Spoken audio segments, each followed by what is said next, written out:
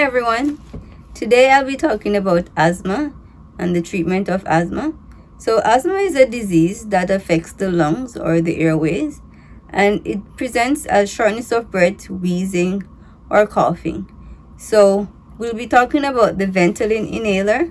It's also called Salbutamol, or in the States it's called albuterol. So the inhaler comes with a cover or a cap. It has an actuator and a canister. The canister contains the medication plus the propellant.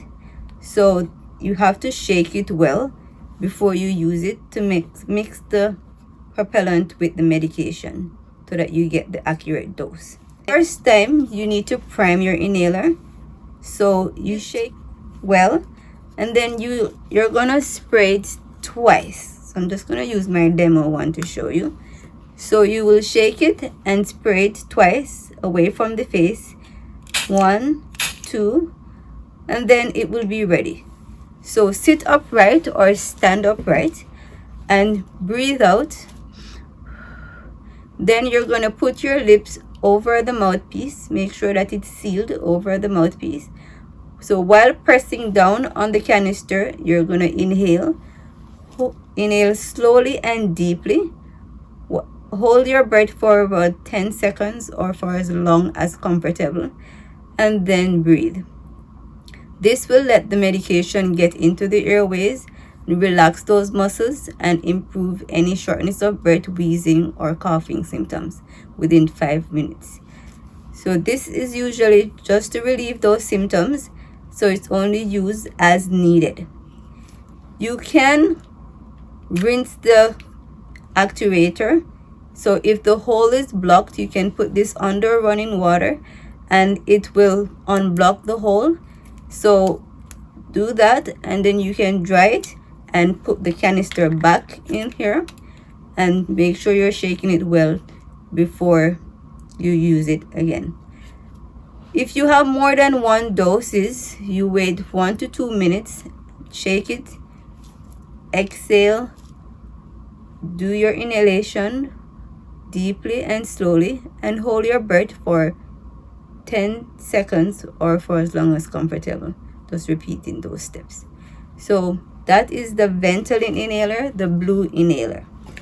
So always remember to cover the end of it, the mouthpiece, so that there are no particles or dust getting into it.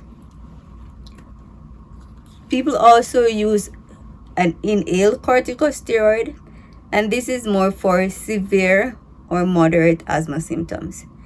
This is used daily, so based on your doctor's instruction, you will use similar technique as the Ventolin, but this is daily, not only as a reliever. It's not for immediate relief, it's more as a preventative to prevent any exacerbations. So remember to rinse your mouth after using this inhaler. So rinse your mouth with water, because this inhaled corticosteroid can cause thrush to build up in the mouth. So thrush or yeast can be caused from using oral steroids. So remember to rinse your mouth after using it. So today we have covered 2 inhalers that are commonly used in asthma. For children, they usually recommend an airway chamber, or for adults who are not able to coordinate breathing and pressing down on the canister. So it has the mouthpiece, or the part that covers the mouth and the nose. It has the end section. I'll cover this in our next video, so keep posted. And if you like this video, just give me a thumbs up or subscribe, and thank you for watching. Thank you. Bye.